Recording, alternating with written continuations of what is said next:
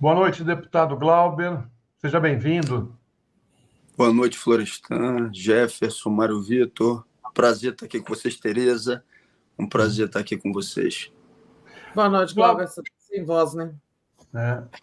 Glauber, como Me, é que me você vê disseram, essa... eu nem percebi, mas me disseram que minha voz está um pouco diminuída. Eu vi que você estava meio bravo hoje com a questão, acho que, eleitoral do Rio de Janeiro.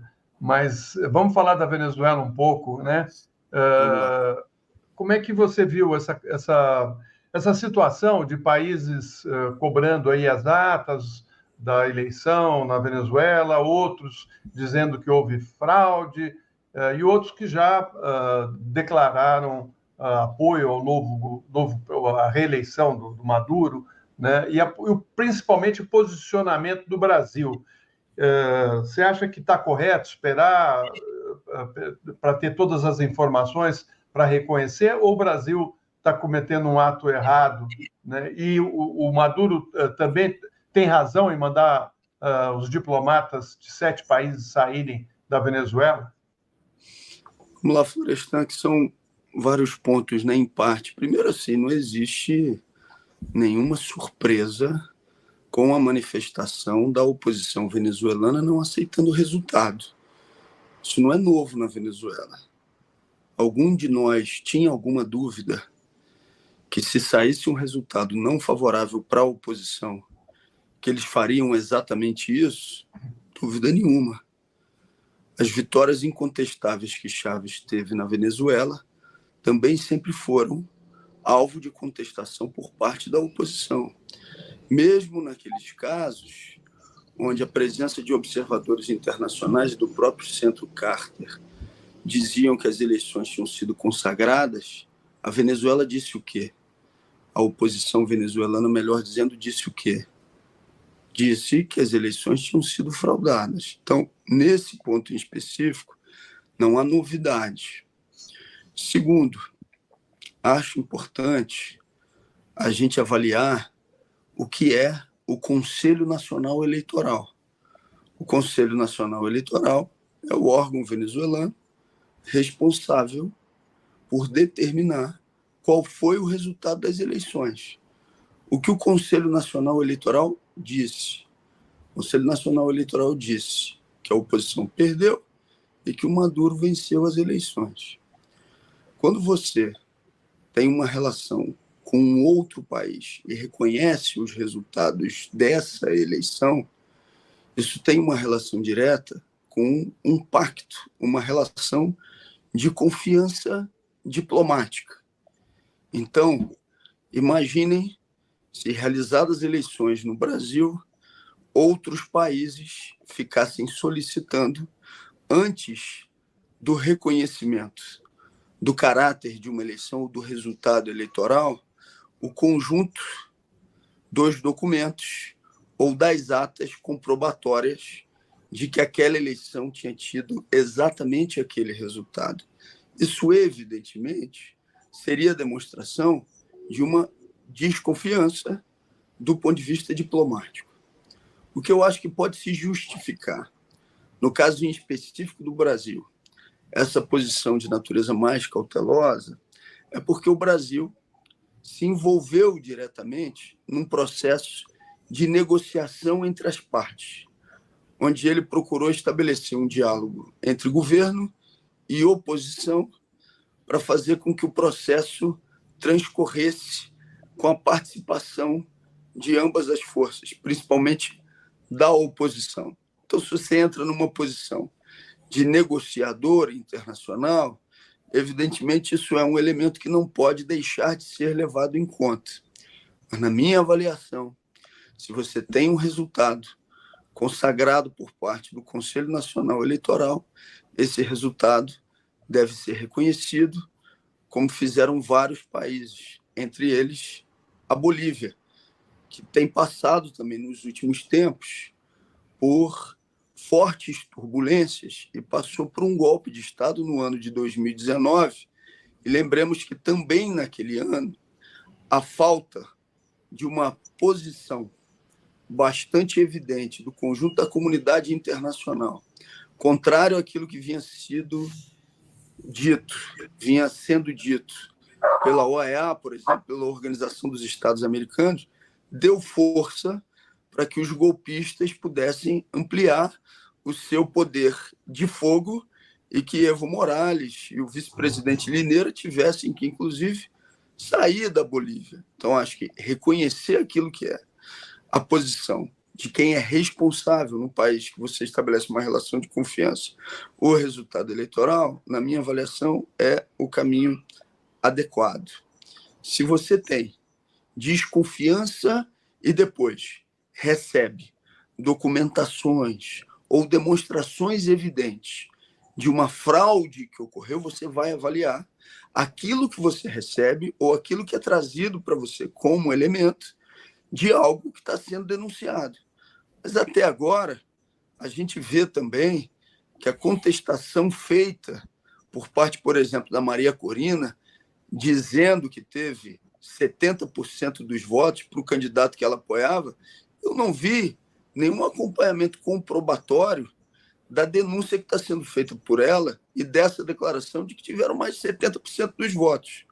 Então, respondendo à tua pergunta, Florestan, para não fugir dela, na minha avaliação, se tem um órgão de um país com quem você estabelece relações diplomáticas plenas, ele é o responsável pelo resultado, e ele dá uma posição oficial desse resultado, eu acho que pede de um país que estabelece relações com ele o reconhecimento ao órgão desse país. Repito, reconheço que, no caso especificamente do Brasil, o que pode levar a essa posição foi o papel de mediador que teve durante esse processo.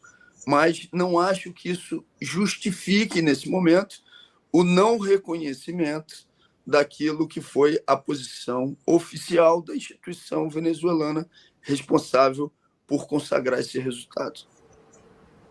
Mário, vamos lá? Deputado, boa noite. Prazer imenso falar com você mais uma vez aqui Prazer, Mário. Na televisão mais independente do Brasil, que é a TV 247.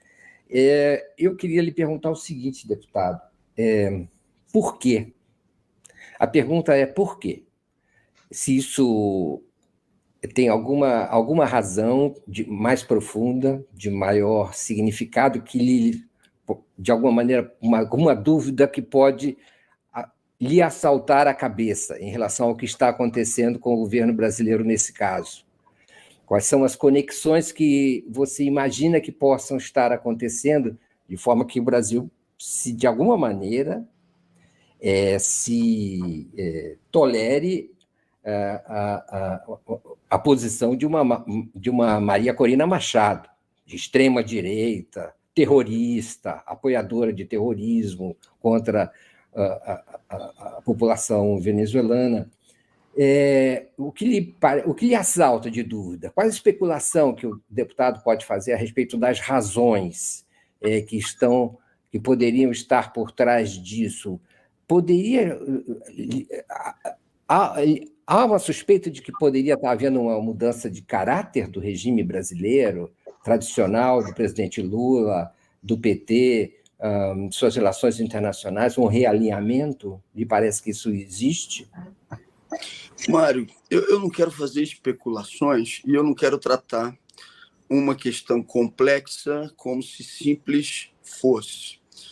É verdade que tem um conjunto de elementos que precisam ser levados em conta se a gente analisa as relações com o governo de Maduro.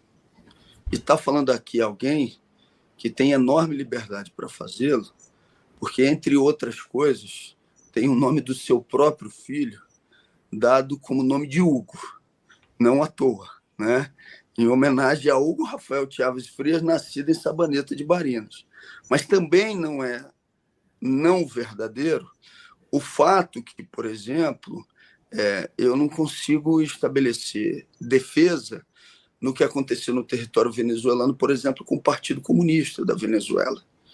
E acho que isso tem que ser falado também de forma franca, para não parecer que a gente esteja tratando exclusivamente de uma legitimação do conjunto dos pontos que estão representados no governo Maduro.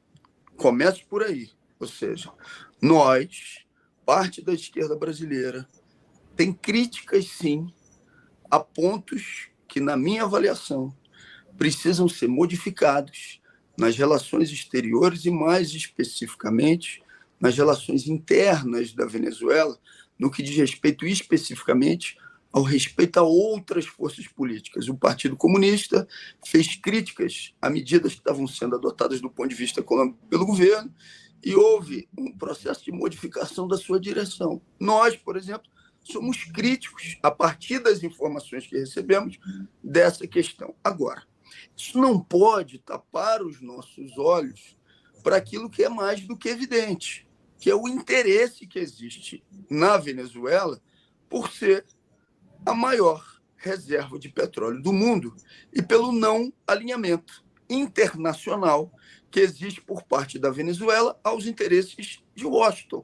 Isso está, inclusive, visível nas declarações de reconhecimento que foram feitas e pelos países que a fizeram. Isso é muito evidente. Não é de hoje que a Venezuela não se coloca como um país que aceita a subordinação dirigida por Washington para o atendimento livre dos seus interesses. Isso passa necessariamente pelo petróleo. E passa pelo petróleo na Venezuela, mas não só, né?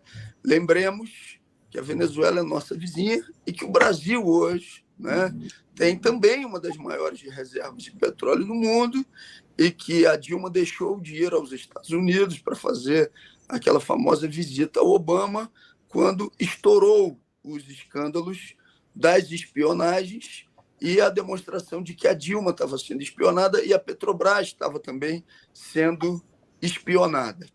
Para além disso, né, não dá para a gente deixar de dizer, como você já elencou na sua pergunta, quem é a representação da oposição venezuelana que se apresenta com força eleitoral. É gente que já tentou dar golpe de Estado uma porrada de vezes.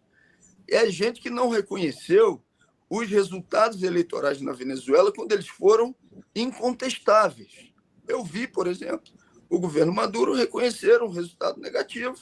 Logo depois do falecimento de Chávez, Maduro ganha uma eleição por um percentual pequeno de diferença, perde maioria na Assembleia e reconhece o resultado. E aí, a partir daí, a própria oposição venezuelana não aceita algumas decisões que vieram das cortes venezuelanas em relação à suspensão de alguns parlamentares por casos específicos. Mas eu não quero fugir do teu questionamento, eu só quero inicialmente colocar essa complexidade. E aí, quando você me pergunta sobre o caráter do governo Lula nessa relação estabelecida com a Venezuela, é inegável que o governo Lula vai receber um tensionamento constante, permanente, da ala direita da Frente Amplíssima pelo não reconhecimento de relações com o próprio Maduro e o governo venezuelano. Isso não começou a acontecer agora nas eleições. Isso já vem acontecendo há algum tempo. Quando o Lula recebe o Maduro como representante de um país vizinho da América Latina, as críticas foram intensíssimas por parte da Globo, Globo News e companhia. Porque, evidentemente, esses setores, que são a ala direita da Frente Amplíssima, estão organizados a partir de interesses internacionais que não são anti-imperialistas, nem de defesa da nossa soberania, por um desenvolvimento que seja próprio e integrado entre os países da América Latina. Respondendo à tua pergunta, eu não vou, nesse momento, falar em modificação de caráter de regime, até porque as declarações que eu vi do Celso Amorim até agora são da expectativa de liberação das atas, tentando, de alguma forma, também ter, por parte do Centro Carter, algum tipo de disponibilização de declaração conjunta para ter mais segurança no movimento que está fazendo. Agora, acho eu que o que o Brasil deveria fazer é o reconhecimento daquilo que vem do Conselho Nacional Eleitoral. Agora, se não digo isso em relação ao Brasil, já posso dizer isso mais especificamente em relação ao Chile. O Chile, com o governo de Boric, vem desde um primeiro momento dando todas as demonstrações de que prioriza um alinhamento internacional com as posições majoritárias dos Estados Unidos. Uma vez ou outra não fez isso, é verdade, e a gente tem que reconhecê-lo, como foi quando, junto com a Bolívia e a Colômbia, tiveram posições mais duras em relação ao genocídio do Estado de Israel contra o povo palestino na faixa de Gaza, de Netanyahu e companhia, mas em outras posições tem demonstrado um caráter frequente de alinhamento a posições mais palatáveis para Washington. E isso se torna cada vez mais evidente também com a posição política que foi expressa pelo próprio presidente da República Chilena no dia de hoje. Não quero fugir do questionamento, Mário, mas só para finalizar, acho que a gente tem que aguardar ainda mais um pouco. Vai ter um pronunciamento agora, ou deve estar acontecendo nesse momento, do Conselho Nacional Eleitoral da Venezuela, e nós acreditamos e confiamos também naquilo que é a avaliação, no bom senso de Celso Amorim, e temos a expectativa de que esse posicionamento do governo brasileiro venha em breve. Bom, deixa eu falar, tem dois jornalistas aqui que têm que fazer as suas questões, nós estamos com um tempo curto. Eu queria passar para o Jefferson e depois para a Tereza. Então, se a gente pudesse ter as respostas dessas duas questões. Vamos lá, Jefferson? Vamos. O Glauber, boa noite, prazer te ouvir. Boa noite, Jefferson. Deixa-me te comento que no mês de julho, um ex-diretor sênior de assuntos do Conselho de Segurança Nacional da Casa Branca, ele fez um documento, como chama Mark Feinstein, Como Evitar o Golpe de Estado na Venezuela, onde ele, bem concretamente, ele diz que os Estados Unidos não poderão continuar desempenhando o papel de um ator central no processo venezuelano, na interlocução da eleição, mas que há dois países em particular que poderiam exercer este papel, dadas as relações e proximidade, que é o caso do Brasil com o Lula e da Colômbia com o Gustavo Petro.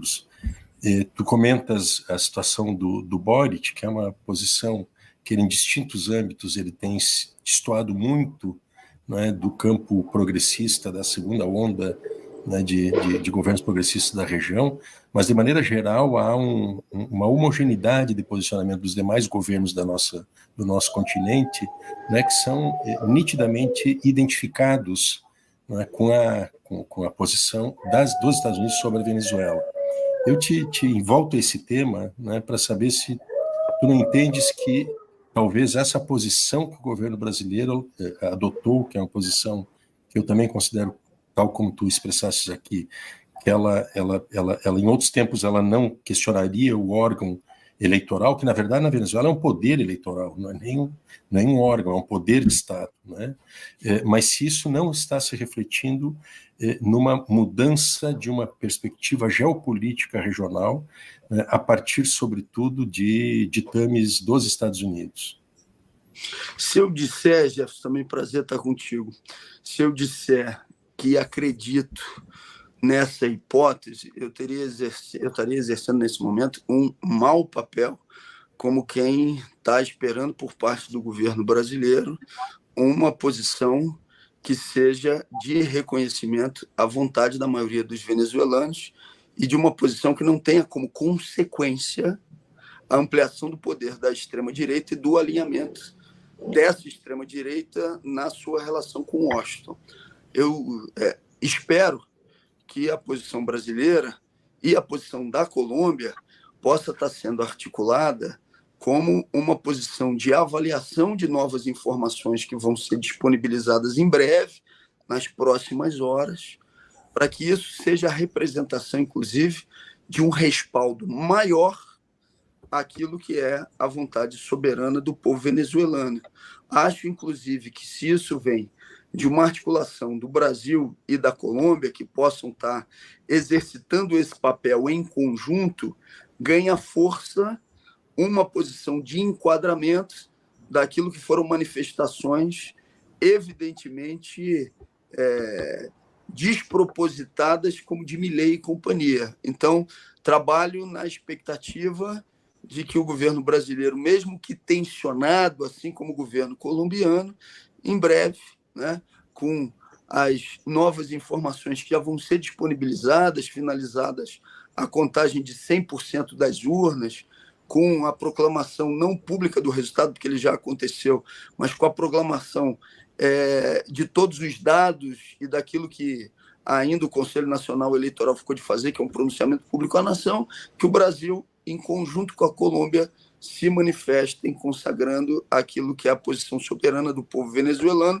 contra a articulação que procura ter interesses cada vez mais subalternos, subordinados com a eleição da representação com forças de extrema-direita e de outras forças de direita no governo venezuelano. Tereza. Bom, temos aqui um tempinho, vamos ver.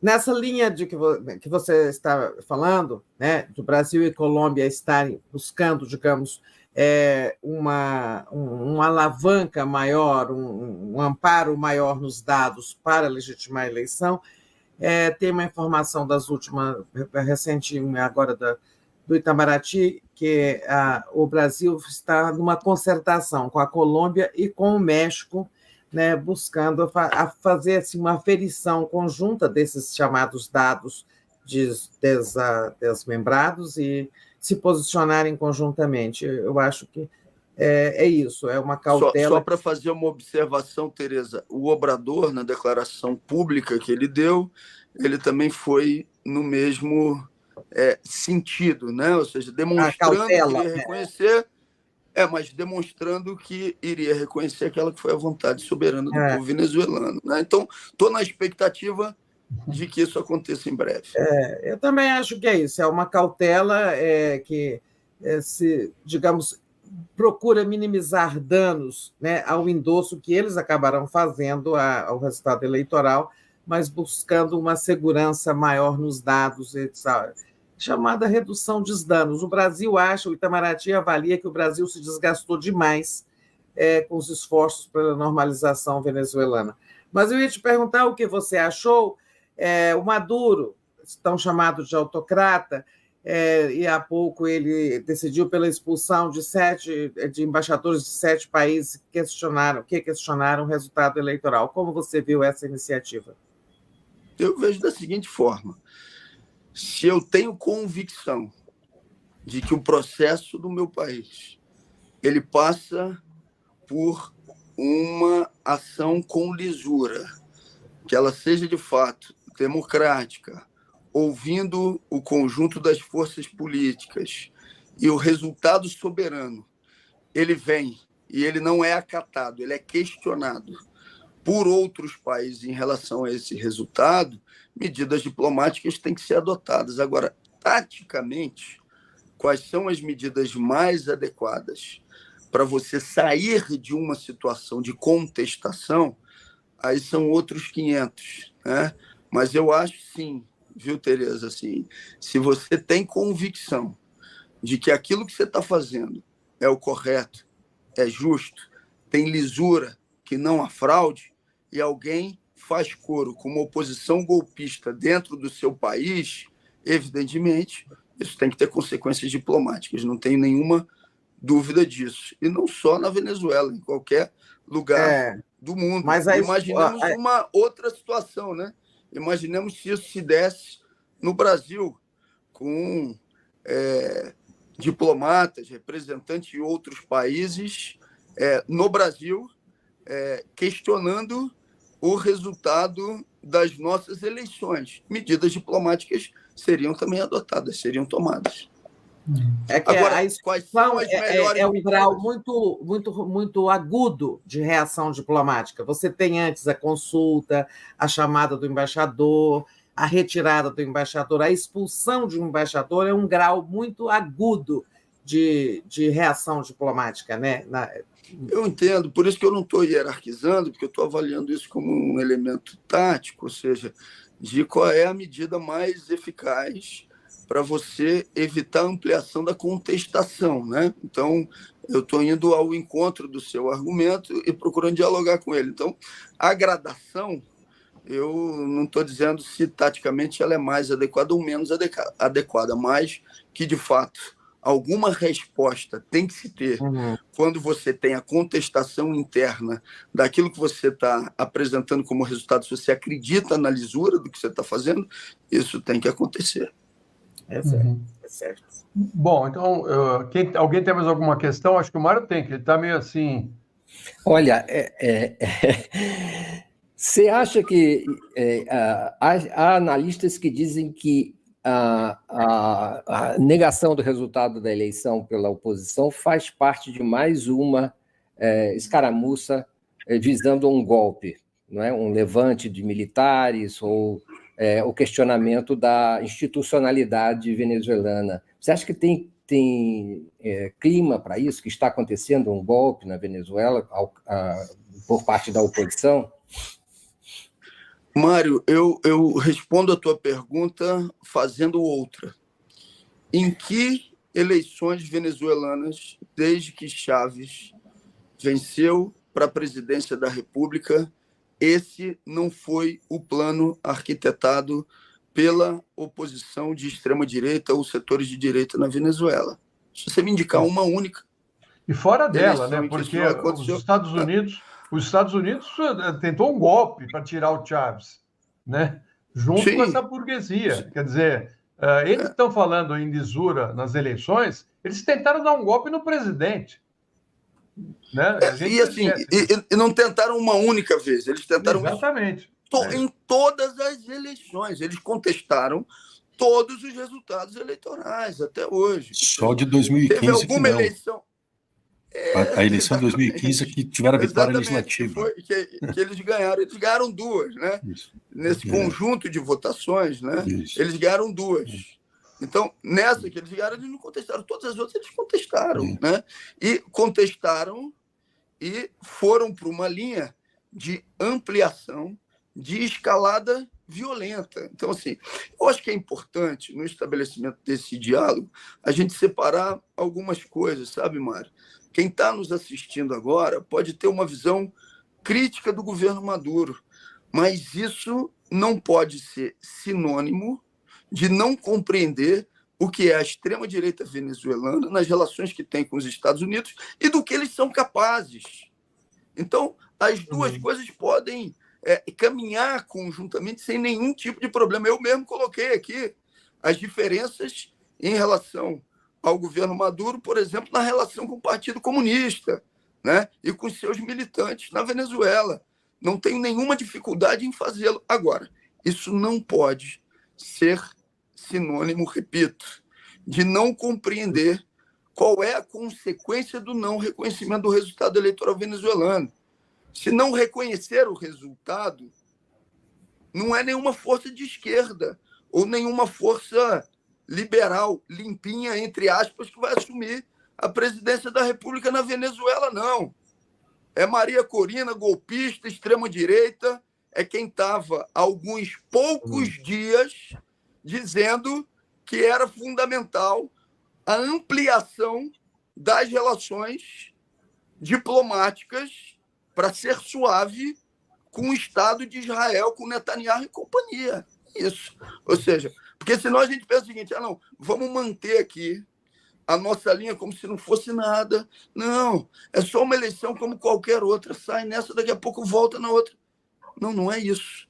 Nós estamos tratando de uma turma que dominou historicamente as estruturas de poder na Venezuela, com as suas famílias, que vem cada vez de forma mais violenta e que não aceitam estar fora do poder numa lógica de não alinhamento aos Estados Unidos. É para essa turma que o poder vai. Eu acho que a gente tem que refletir sobre isso também, quando imagina que essa é uma avaliação exclusivamente neutra das consequências. E ninguém está dizendo aqui que, sabendo disso, o método não seja importante. O método é importante. A aferição dos resultados, ter um modelo que seja transparente, que seja evidentemente verificável, para que as pessoas possam fazer a sua avaliação e tenham legitimidade. Agora, pode ser o melhor modelo do mundo.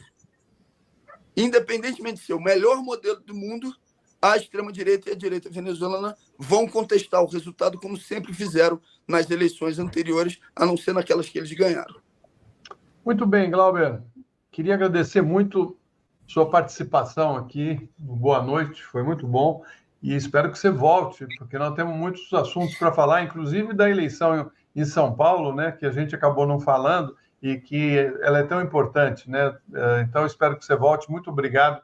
E a gente tem uma admiração profunda por você, pelas suas ideias, e acho que compartilhamos das suas ideias, né? Então, fica aqui um grande abraço e uma boa noite para você. Obrigada, Glauber. Eu que agradeço. Queria dizer que a admiração é recíproca e agradecer muito a vocês mais uma vez pelo espaço. Um abraço grande. Tchau.